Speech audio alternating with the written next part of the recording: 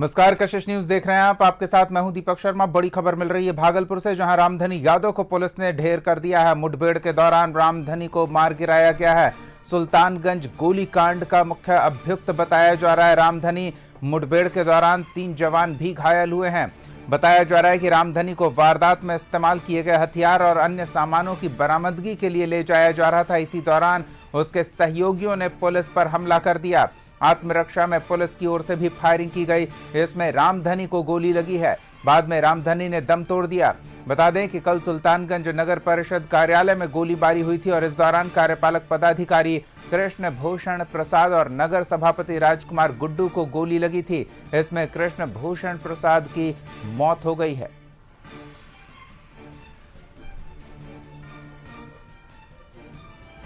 वो तस्वीरें हम आपको दिखाएंगे, सीसीटीवी फुटेज, जिसमें तीनों अपराधी आप देख पाएंगे और इसी अपराधियों में से एक रामधनी को पुलिस ने ढेर कर दिया है। मुठभेड़ के दौरान पुलिस ने मार गिराया है। 24 घंटे के अंदर अपराधियों को उनके अंजाम तक पहुंचाने में पुलिस की टीम कामयाब कही जा सकती है। पुलिस के मुताबिक रामधनी को वारदात में इस्तेमाल किए गए हथियार और अन्य सामानों की बरामदगी के लिए लेकर जा रही थी टीम। इसी दौरान उसके सहयोगियों ने पुलिस पर हमला कर दिया। फायरिंग में पुलिस के 3 जवान भी घायल हुए हैं। फायरिंग के इस वारदात में रामधनी को भी गोली लगी और बाद में रामधनी ने दम तोड़ दिया। तो ये वो तस्वीरें हैं, सीसीटीवी फुटेज, जिसमें कार्यपालक पदाधिकारी को गोली मारी गई और उनकी मौत हुई। पुलिस ने 24 घंटे के अंदर अपराधियों तक पहुंच सुनिश्चित की। मुठभेड़ में एक अपराधी की जान गई है। सहयोगी डब्लू पूरी जानकारी के साथ जुड़ रहे हैं। डब्लू, नगर परिषद कार्यालय में घुसकर फायरिंग कर अपराधियों ने सनसनी फैलाई थी, लेकिन पुलिस ने भी 24 घंटे से कम समय में उनके अंजाम तक पहुंचाने में कोई कोताही नहीं बरती। देखिए, जिस तरह से अपराधियों ने तुरंत कार्रवाई करके इस घटना को अंजाम दिया, उसी अंदाज में पुलिस ने भी अपनी कार्रवाई करते हुए अपराधियों को तक पहुंच करके अपराधियों के साथ एनकाउंटर करके उनको भी मौत की नींद सुला दिया है। घटना के बाद जिस तरह से पूरे प्रशासनिक महकमे में हलचल मची थी, इससे यह स्पष्ट अंदाजा लगाया था कि यह इस घटना को लेकर मनोरेटिंग जो है जिला मुख्यालय नहीं राज्य मुख्यालय कर रहा है और सीधे तौर पर राज्य मुख्यालय इनकी निगरानी कर रहे थे। उनके दिशा निर्देश से प्रशासनिक महकमे यहाँ काम करने में जुटी थी। हालांकि घटना के बाद देर शाम पुलिस ने तीनों अपराधी के निशाने पे लिया। उनकी जहाँ तक एसएसपी ने जो बयान दिए हैं उनके अनुसार अगर कहा जाए तो तीनों अपराधी थाना पहुंचे थे आत्मसमर्पण करने के लिए। आत्मसमर्पण करने के बाद उनको निशानदेही पर छापेमारी करने के लिए उनको ले जा रहे थे।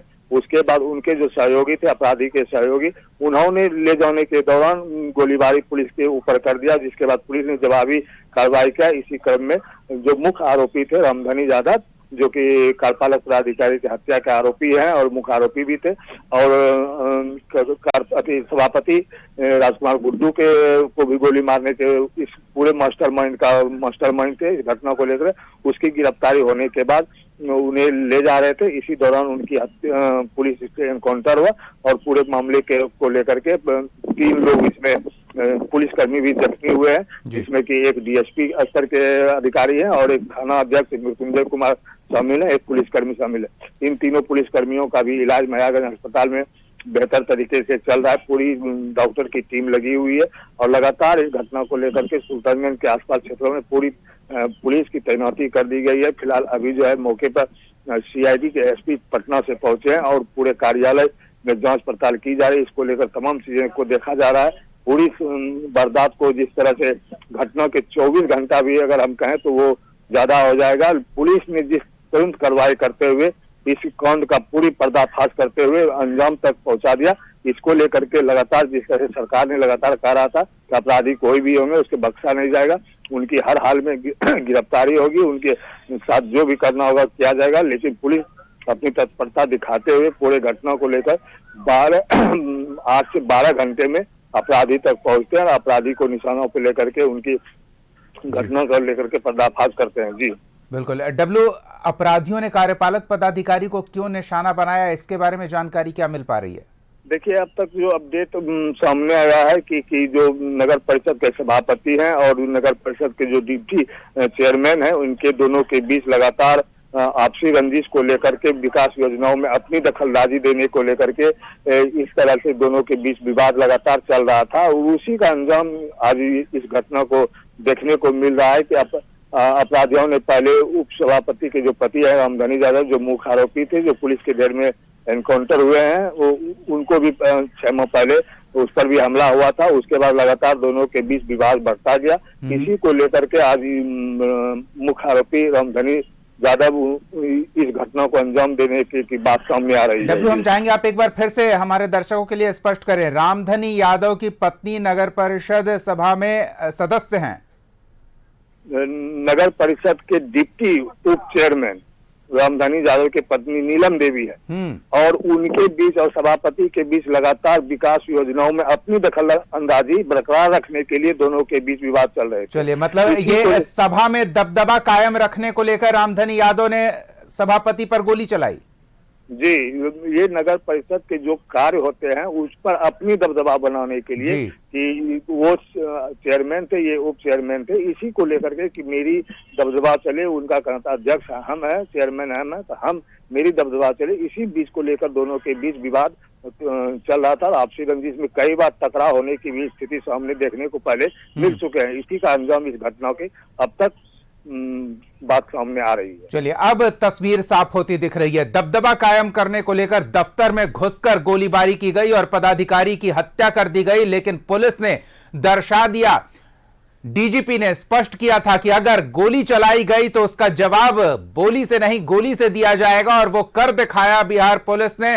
सुल्तानगंज गोलीकांड में 24 घंटे के अंदर अपराधियों को उनके अंजाम तक पहुंचाया गया है। रामधनी यादव जो मुख्य आरोपी है, उनका एनकाउंटर हुआ है, उनकी मौत हुई है, और वो उपसभापति के पति हैं।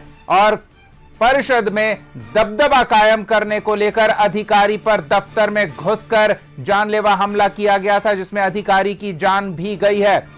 सहयोगी डब्लू पूरी जानकारी दे रहे हैं। डब्लू, एक चीज और, 2 और लोग साथ में थे, उनके बारे में क्या जानकारी है? फिर से सर एक बार रिपीट किया जाए। 2 और लोग रामधनी यादव के साथ गोलीबारी के लिए दफ्तर में दाखिल हुए थे, उन दोनों के बारे में क्या जानकारी है? देखिए, 3 अपराधी इस घटना को अंजाम देने में शामिल थे। सीसीटीवी फुटेज के आधार पर तीनों की गिरफ्तारी हो गई थी। उसके बाद एनकाउंटर हुआ। एक अपराधी को, जो मुख्य आरोपी थे, उनका घटना स्थल पे एनकाउंटर के दौरान मतलब बाकी के आरोपी भी पकड़ लिए गए हैं, सीसीटीवी में उनकी पहचान की गई, और पहचान के बाद पुलिस के लिए यह मुश्किल नहीं था कि उन्हें धर दबोचा जाए। पुलिस ने धर दबोचा। जब हथियार की बरामदगी के लिए टीम लेकर जा रही थी, उस दौरान हमला किया गया, भागने की कोशिश की गई, और इस पूरे अफरा तफरी में, इस पूरे गोलीबारी के दौरान पुलिस के 3 जवान घायल हुए हैं। डब्लू, पुलिस वाले खतरे से बाहर हैं, डॉक्टर क्या बता रहे हैं उनके बारे में?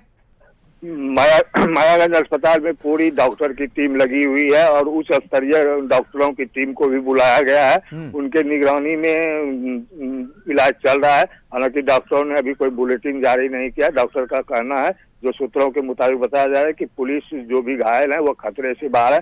एक डीएसपी रैंक के अधिकारी हैं, भागलपुर के law and order DSP Navneet Kumar है, थाना अध्यक्ष मृत्युंजय कुमार है, और एक पुलिसकर्मी है। तीनों खतरे से बाहर है और पूरी गहनता से उसकी इलाज चल रही है। हालांकि प्रशासन ने स्पष्ट किया है कि अगर जरूरत पड़े तो हाई चिकित्सा के लिए पटना या दिल्ली फिर रेफर किया जा सकता है। चलिए, नजर बनाए रखें। इन तमाम ताजा जानकारियों के लिए धन्यवाद। तो दफ्तर में घुसकर अधिकारी पर गोली चलाने वाले का क्या अंजाम होगा, ये स्पष्ट हो गया है। 24 घंटे के अंदर पुलिस ने सीसीटीवी फुटेज के आधार पर गोली चलाने वालों को चिन्हित किया, उन्हें सलाखों के पीछे पहुंचाया। लेकिन इस कार्रवाई की जांच पड़ताल के लिए, हथियारों की बरामदगी के लिए जब पुलिस की टीम तीनों आरोपियों को लेकर जा रही थी, तो वहां भागने की कोशिश की गई, पुलिस पर हमला किया गया। आत्मरक्षा में पुलिस की ओर से भी जवाबी कार्रवाई करते हुए गोलीबारी की गई, और सुल्तानगंज कांड के मुख्य अभियुक्त को गोलीबारी के दौरान गंभीर चोट आई है। इस इलाज के दौरान उसने दम तोड़ दिया। मुठभेड़ के दौरान 3 जवान भी घायल हुए हैं, उन्हें बेहतर इलाज के लिए हायर सेंटर रेफर किया जा रहा है।